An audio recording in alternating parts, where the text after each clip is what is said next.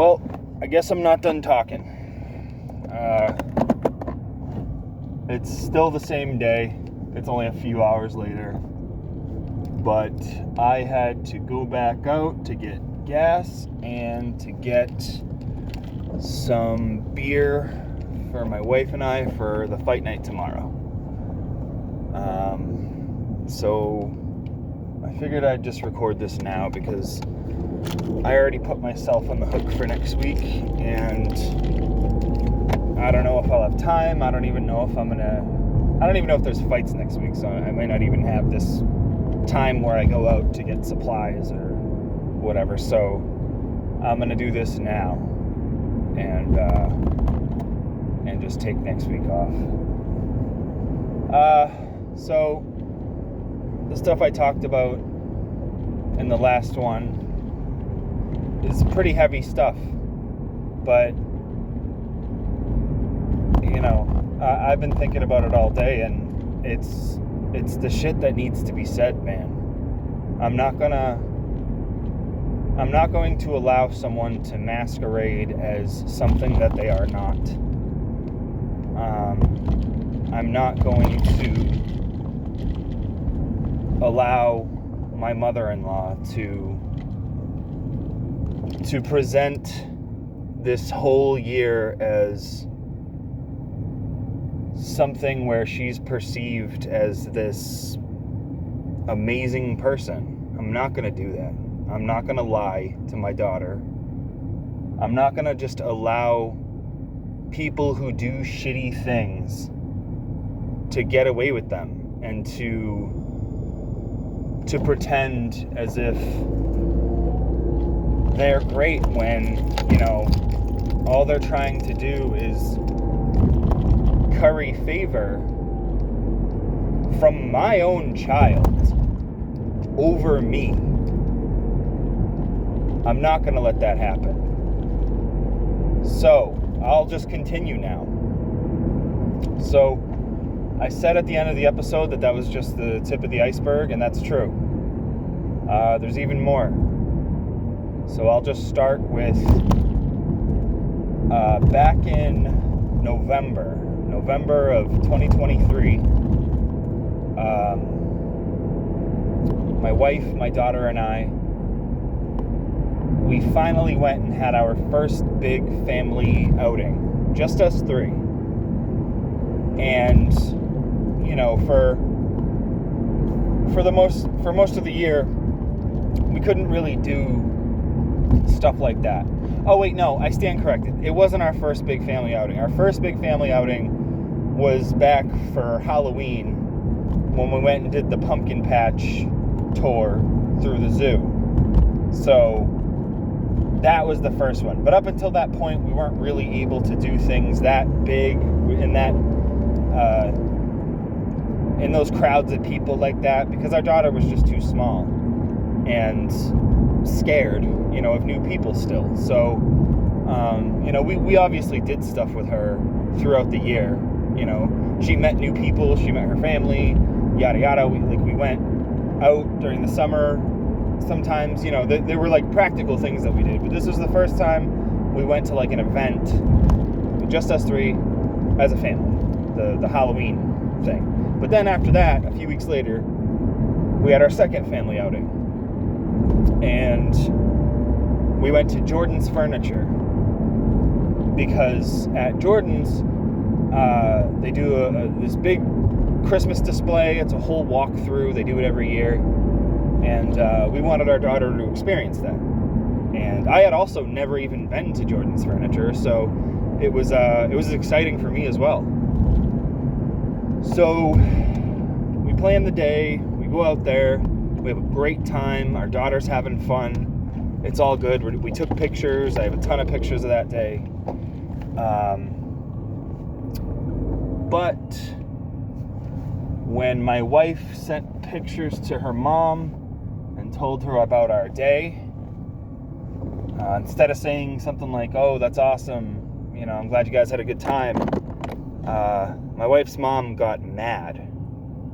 She was upset because she wanted to be the one to take our daughter to that She wanted to be the one to take her to the Christmas display at Jordan's Furniture. And she got upset that we did it instead of letting her do it.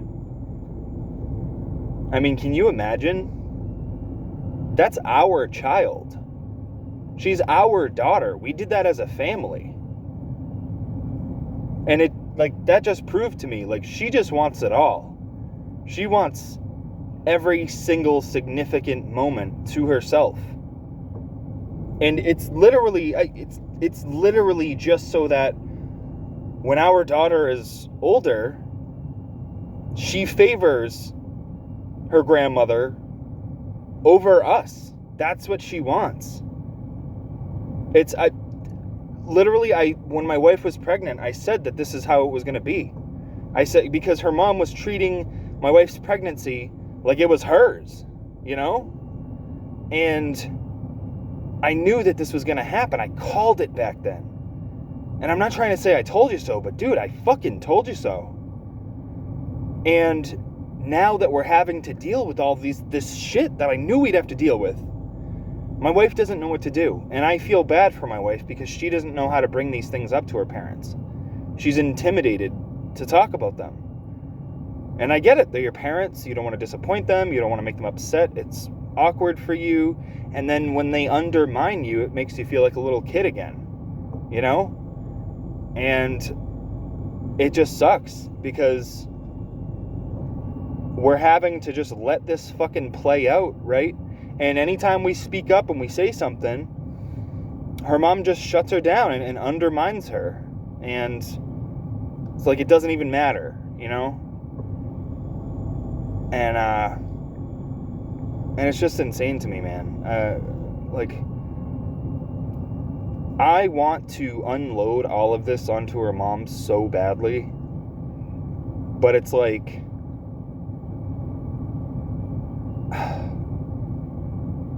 it needs to be said, but I don't want to sever my relationship with her, you know? Because she watches my daughter, you know, every Thursday.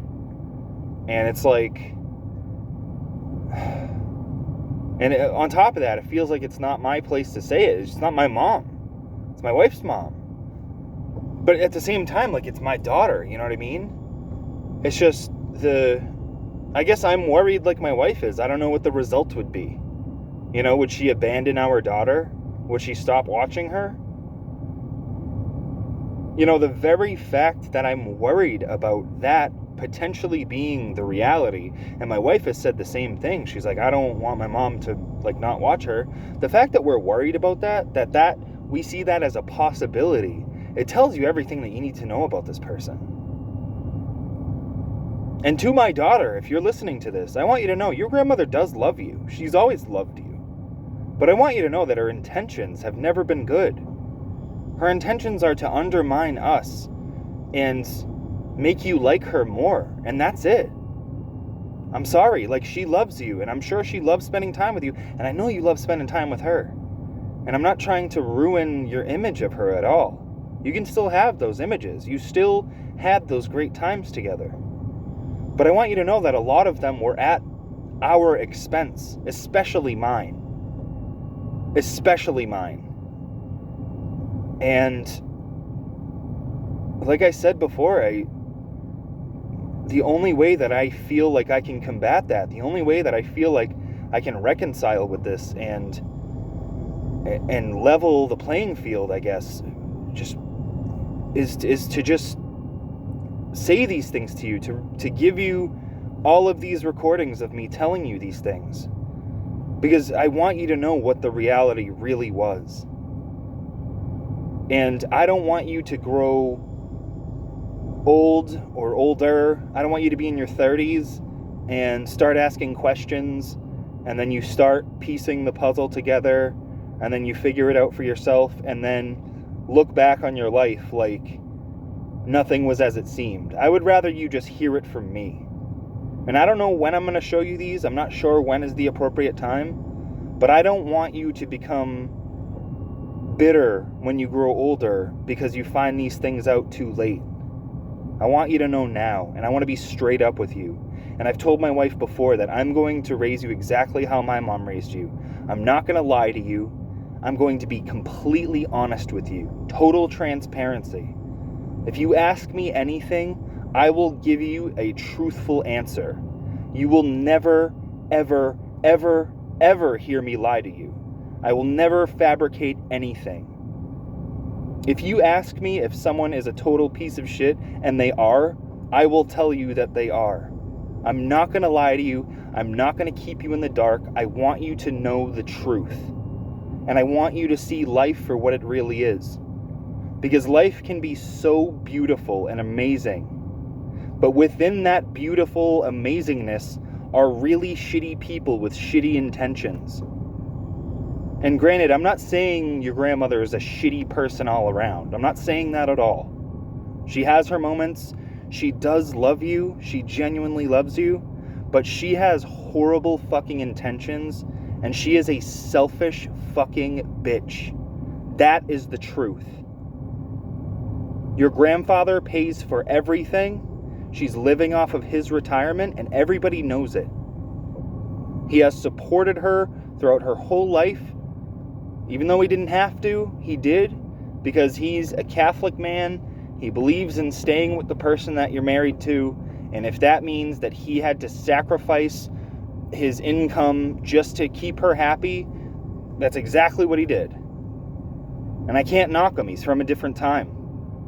That's the reality for him. And so I just want you to know, Jules, that I'm telling you these things because I love you, and I want you to know the truth. And I want you to know, this is why there's only one picture of you and I at the hospital. This is the reason. I want you to know, this is why when you guys took pictures together at the Christmas lights, I wasn't in any of them. This is why. Because I was there the whole way. I was with you every day, taking care of you and giving you all the love that I have in my heart. And so I want you to know, when you get older and you start looking at these pictures and you start hearing these stories and you start wondering why I wasn't included in any of them, these are the reasons. These are the God-honest reasons. And for your own good, for when you go further into your life and you get older and you start seeing the good in people and the bad in people, and you start to know what to avoid, and you start to know right from wrong, and yada yada, all the life lessons. When you start to learn those things, I want you to have a grasp on them already. I want you to know exactly what to look out for in people. And I want you to know these things because I want you to have all the knowledge that you can have. And so I'm not telling you your grandmother's a terrible person, but I am telling you that at least when it came to me for the first year of your life, and maybe even longer, I guess we'll see, her intentions were horrible. And I think that's it for this one. I've said all I need to say on this for now. I'll pick it up at a later date, but I think that's sufficient for what I needed to say today. So I love you, Jules, and to everyone else, thanks for listening. I'll talk to you later.